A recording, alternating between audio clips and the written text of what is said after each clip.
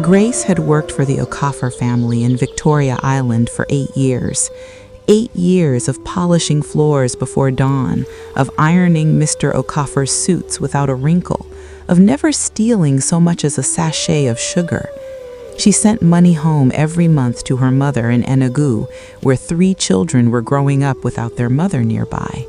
It was sacrifice. It was dignity. It was everything she had. Mrs. Okafor was a respected lawyer who collected expensive jewelry the way other women collected regrets. Her niece, Ngozi, 22 and freshly returned from university in the UK, collected something else entirely: debts. She had been gambling in Lekki clubs, burning through money she didn't have, smiling at her aunt over jollof rice every evening while the numbers in her head kept growing. One afternoon, while Mrs. Okafor was in court, Ngozi walked into her aunt's bedroom, opened the safe, she'd memorized the code months ago, and removed a diamond necklace worth 12 million naira. By evening, she had sold it to a jeweler in Yaba for 4 million naira cash. Debts cleared, conscience apparently cleared too. When Mrs. Okafor returned home and found the necklace missing, she did not hesitate. She called Grace. "Only you have access to this room when I'm not home," she said, her voice cold as stone. "Where is my necklace?" Grace fell to her knees, weeping. "Madam, I swear by my children, I swear by God, I did not touch your necklace." Mrs. Okafor called the police. That night, Grace was stripped and searched at the station. They tore through her small room in the boys' quarters, turned her mattress over, shook out her Bible. They found nothing. It did not matter.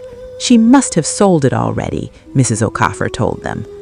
Grace spent 3 weeks in detention. She was beaten. She slept on concrete. Her children called, crying, asking why she hadn't sent money.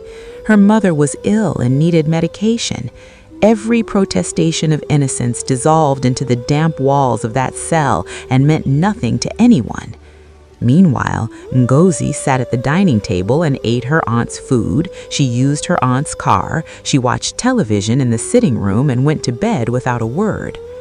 After 3 weeks, Mrs. Okafor's lawyer explained that without evidence, there could be no charge. Grace was released. Mrs. Okafor did not take her back. "I don't want a thief in my house." No severance, no reference letter. 8 years folded up and thrown away like old newspaper. Grace returned to her village, broken. Word had spread. No one would hire her. She became a petty trader, selling tomatoes and pepper in the open market, her hands, once careful with Mrs. Okafor's good china, now weathered and cracked. Her oldest daughter dropped out of secondary school to help with money. Grace aged a decade in 6 months. Shame is heavier than people know. 2 years later, Ngozi quarreled with her aunt over money, as such people always eventually do. In her fury, the truth came out like something rotten finally surfacing. "You think you're so perfect?" she screamed. "I'm the one who took your necklace, not Grace, and you destroyed that woman's life for nothing." Mrs. Okafor hired an investigator. The jeweler in Yaba confirmed it. It was all true. She drove to Enugu herself. She found Grace at the market, selling tomatoes under a torn umbrella, 42 years old and looking 60.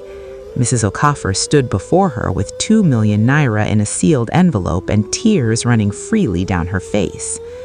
Grace looked at her with eyes that had forgotten warmth. "Madam," she said quietly, "your money cannot give me back my dignity.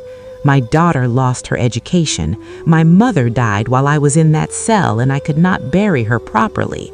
The whole village still calls me a thief." She paused. "Your niece destroyed my life, and you helped her." She accepted 500,000 naira, only enough to finish her daughter's schooling, and refused the rest. "I don't want to owe you anything." Mrs. Okafor drove back to Lagos, crying all the way. Ngozi faced no real consequences. Her family is too connected. She is now married to a politician's son and lives comfortably in Abuja where nobody knows what she did. Sometimes, in the small hours of the night, Mrs. O'Coffer sees Grace's face, not the broken woman by the market stall, but Grace as she once was, going about the house with quiet pride, 8 years of loyalty in every step. She cannot sleep.